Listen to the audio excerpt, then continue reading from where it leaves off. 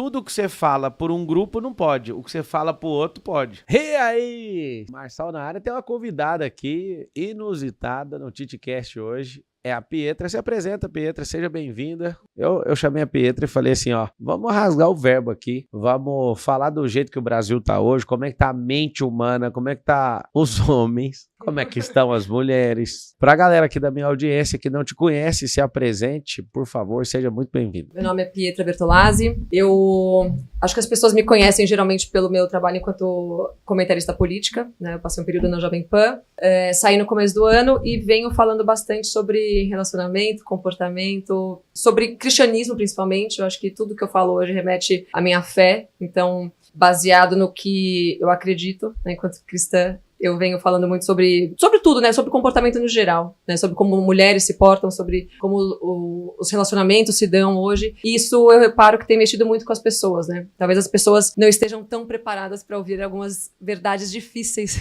sobre ser uma cristã nos dias de hoje. Né? As pessoas gostam muito de verdade com açúcar. Parece que quem tá falando a verdade, como ela a pessoa se torna grosseira, radical, extremista e tudo mais, né? Me fala uma coisa, já que você tocou nesse assunto sobre cristianismo, como é que era essa Pietra antes dessa conversão? Porque tem gente que te persegue por causa da política, mas a política não persegue tanto igual o cristianismo.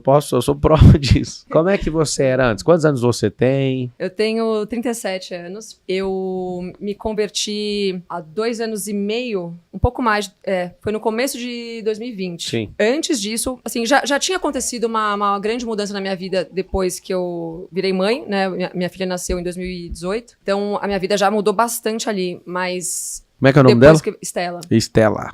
4 aninhos. Mas depois que eu aceitei Jesus e depois que eu, enfim, mudei a minha conduta em relação à minha fé. Porque antes eu também me dizia aquela católica meio ecumênica, meio... A católica que vai no centro espírita, que usa o olho grego de pingente, né? Que vai na cartomante. Eu era essa pessoa. Vai na meditação budista, né? Eu era brasileira, né? Muitas culturas num lugar só, né? Isso, exatamente. E aí depois que eu entendi o que era a fé e o que era aceitar Jesus e quem era Jesus, porque antes, se você pergunta para uma pessoa dessa hoje em dia se ela é cristã, ela vai falar que sim. Ela acha que o simples fato de crer que Jesus existiu a torna cristã. Ela não entendeu que ela precisa saber e aceitar Jesus como seu único Senhor e Salvador para que ela se torne uma cristã, exato. E ter isso no lifestyle, né? Total. Aqui tem uma pessoa, então, das poucas pessoas que existem que não satisfeita com perseguição política, agora é perseguida também por ser cristã e perseguida por falar a verdade. Porque tem gente que é cristão, tem posicionamento político, mas não é perseguido. Por quê? Porque não fala o que precisa ser falado. Porque também a gente vive naquela cultura do Deus do amor, né? Mas Jesus veio aqui pra amar e pra trazer paz. Mas vai mandar todo mundo pro Jesus inferno, veio... senão cessar o sangue. Te explicar uma coisa. Então, Jesus veio pra separar quem vai pro inferno e quem vai pro céu, né? Ele vai falar pra falar a verdade, né? Não é bem assim. Então, as pessoas têm essa imagem do Jesus hippie, né? Eu até postei isso esses dias. E o que você achou da sabedoria da Xuxa de querer reescrever a Bíblia, porque ela é cheia de ódio? Olha, eu prometi pra mim mesma que eu não falaria mais de ninguém, de nenhuma persona, né? Mas a Xuxa, mandou mal, né? Mas quando que ela não mandou, né? Quando você vê uma pessoa comportada assim, tomam vários processos sobre opinião. Você vê, né? Você vê que a gente fica... Eles castram a gente. Você sabe o que vai acontecer?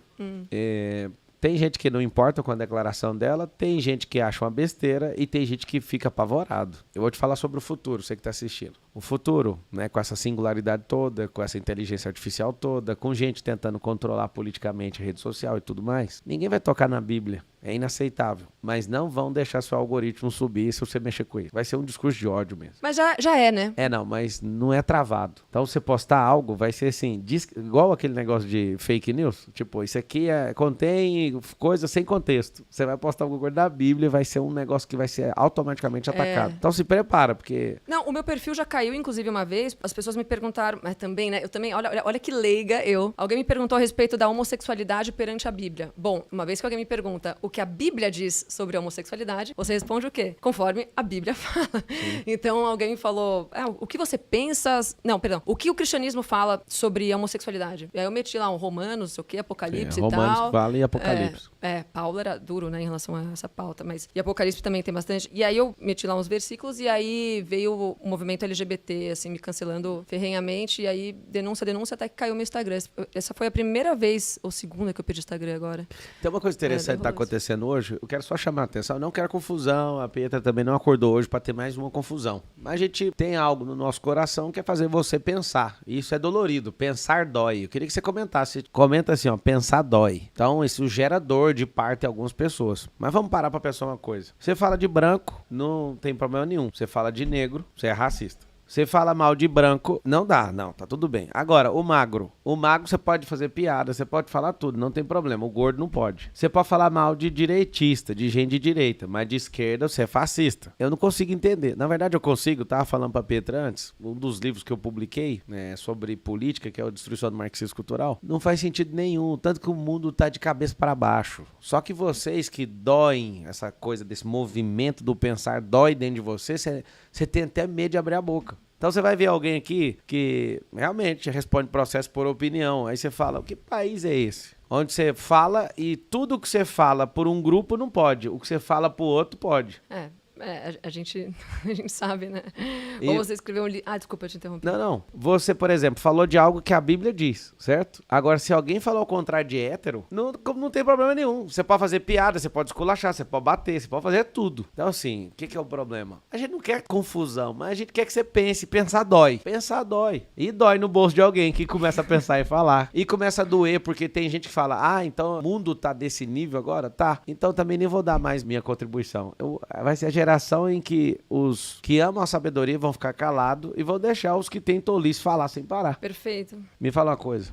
Qual que foi a sensação, se você quiser comentar outra coisa, fica à vontade. A sensação de um dia chegar um processo de opinião, assim, você falar algo que você foi correto, verdadeiro, e lá vem a pessoa te cobrando uns 20 mil lá, não sei quanto que cobrou. 50 mil. 50 mil. Eu já imaginava que isso fosse acontecer, a primeira vez que aconteceu, mas... E era engraçado, porque muita gente me perguntava, nossa, e quantos processos você tem? Eu falava, mas ninguém nunca... Que loucura é essa de processo? Como assim processo? Por falar o que eu falo? Mas por que quer me processar pelo que eu falo? E aí um dia veio o processo, de fato, né? Eu já tava na Jovem Pan. E aí, quando chegou... assim, eu vi uma movimentação no Twitter da galera falando, tem que processar essa aí, ela não pode falar isso, né? Os ditadores do Twitter. Ela não pode falar isso e tal. E aí eu recebi, e na hora, a sensação é tipo assim, vá, ninguém vai levar. Só que aí você vê lá o TSE, né, julgando. Endereçado ao TSE. Aí você fala, Tribunal Superior Eleitoral, eu nunca fui filiada a nenhum partido. Tipo, que é isso? O que tá acontecendo aqui? A sensação é essa. O que tá acontecendo aqui? Primeira negação, não, isso aqui é piada. Aí você fala, não, TSE. Aí você fala, não, mas não faz sentido porque eu não sou filiada, não tenho nada a ver com com eleição, com nada.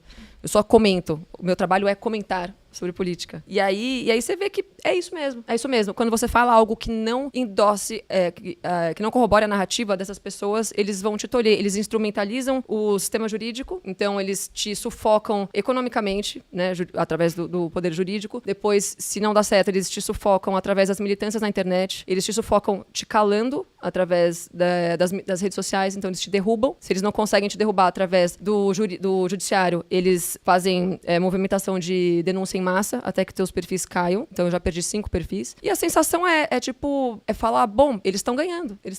Mas... Me dá vontade de desistir de falar dessas coisas? Eu falei um pouco sobre isso hoje, numa live que eu fiz na hora do almoço no meu YouTube. Eu falei, porque assim, uma vez que você tem Deus no centro da tua vida, você não faz isso como um fim. Uma vez que você coloca Deus no centro de tudo, não tem como você agir sem que as coisas tenham uma conotação espiritual. Então, assim, na verdade, o que acontece é um meio para um fim, que é falar o que eu acho que tem que ser falado. Eu não tô pela militância, eu não tô pra ganhar... Assim, muita gente me segue achando legal que eu vou lá na Paulista e cala a boca de um monte de feminista, que eu lacro em cima de esquerdista e tal. Isso realmente é um esporte legal, esse lacrar em cima de esquerdista. Mas isso não é um... Isso é um entretenimento. O meu foco tá longe de ser esse. O meu foco é falar sobre as coisas que eu acredito. Já conseguiu converter um esquerdista? Não. Então não dá ROI, caramba. Não dá, assim, eu acho que o objetivo desses debates que a gente faz, que faz tempo que eu não faço, aliás, é você provar para o público o quanto aquela pessoa tá falando besteira. O lacre, nesse sentido do debate, no sentido de, tá vendo como eu deixei esse cara sem resposta? Porque ele não sabe o que tá falando? Então, quem defende essas pautas tá falando besteira. Olha aqui, eu trouxe fatos. Por exemplo, tem uma besteira gigante. Tava lá debatendo os 2 presidenciáveis do segundo turno. E um deles fala assim que o Movimento Sem Terra é o maior produtor de arroz orgânico do Brasil. Ah, eu entrei, né? O meu Instagram caiu também dessa vez. O pessoal do MST, o Boulos me postou, e aí o pessoal do MST, não pode falar nome, né? Pode. Então, aí esse cara me postou, e aí as pessoas começaram a me cancelar, e aí caiu, eu perdi um perfil nessa época. Engraçado é que eles falam, maior produtor do Brasil. Aí você pega o volume, a volumetria inteira de produção, né, de arroz do Brasil. O que eles estão fazendo é muito significativo. 0,15% Não alimenta nem um dia da população brasileira. Não alimenta nem algumas horas.